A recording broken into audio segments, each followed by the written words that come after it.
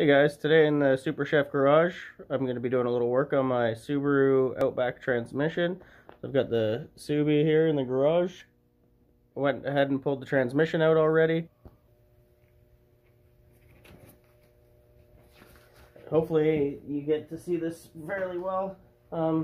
Being that I'm right-handed, I'm going to hold the punch with my left hand. Hopefully it doesn't block. So I'm just putting this punch inside there, and as you can see, that's the inner roll pin. Wherever. There we go. I've actually got the proper punch here. This bent one. Pretty sure that'll do it. And that just shot out like a rocket.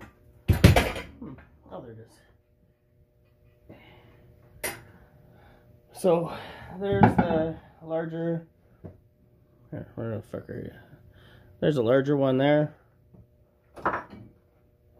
So what you have going in there is the larger one has the smaller one in the center. Can't really see because my hands are in the way because I'm an idiot sometimes. There you go. It's going to be a little grainy because I'm super zoomed in on the transmission. So you got to push out the small one, then push out the big one. And then the shaft, or this linkage here, will just come right off. And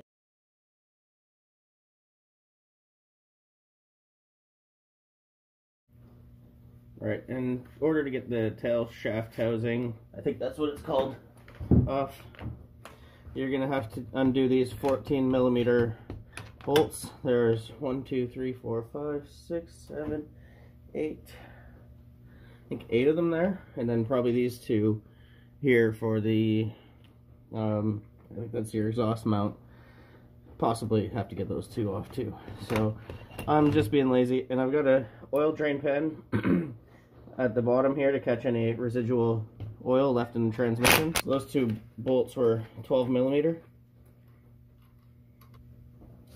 He just hit it on this little raised spot there to get it to separate from the transmission. So I'm gonna give that a shot. I don't know if I'm gonna use this sharp chisel or not. I'm gonna try it out, why not?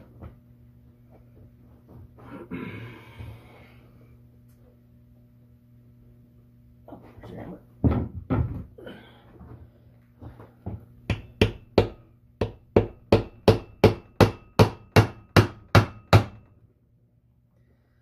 So you got yourself a little bit splitting. You can see the grease dripping down. I don't think there's much else holding this on. Probably shouldn't have it close to the edge like this. There you go. So I just used a block of wood and my hammer, put it on the cast aluminum and gave it a couple taps. Kind of opened up the other side here. I'm going to turn the camera back on after I get this apart, so as you can see how much of a pain it is so far. If there's anything that pops up, I'll record it. Alright, so that there is your shift shaft. As you can see, it's covered in grease, and that right there is your shift shaft seal, so that needs to be pulled out. And then a new seal needs to be pressed in. Excuse me. I don't think that they're very much money. When I did take the front off, I don't know what was left behind, but it fell into my abyss of shit, and now I need to fucking drain it to get the thing out. So I'm going to go ahead and pull this shift shaft seal. You can see it's pretty bad. I'm guessing because my shifter linkage was loose and tired, it wore on that prematurely. So I'm going to go ahead and pull that seal. I don't really have a method. A blind seal puller is the best. I don't have one. I got a couple screwdrivers that I made for pulling seals. Just get that hook in and under and pull. Try not to scratch the shaft or the housing that the seal sits in. You can also use a screw and drill it into there. I don't really like that because I usually end up pulling the screw out and it just makes a hell of a mess. But we'll see what I come up with here. Okay, so I've gone for a little drive and picked up the replacement seal, and that's 806718100. This is gonna slip over that shaft there. Then I've got this, I think it's 3/4 inch or 1/2 inch conduit piping. It fits directly over this shaft here, as you can see, and will hopefully seat that seal perfectly. If not, or in your case, you might consider going and getting something that will do what you're looking for. So, slip that over the shift shaft. I did not mark it at all, taking it apart. So you get that kind of lined up there, so that it's going to go on flush. Put your little piece of conduit there.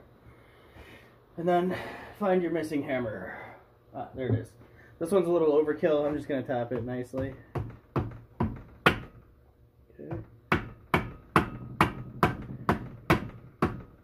We're almost in.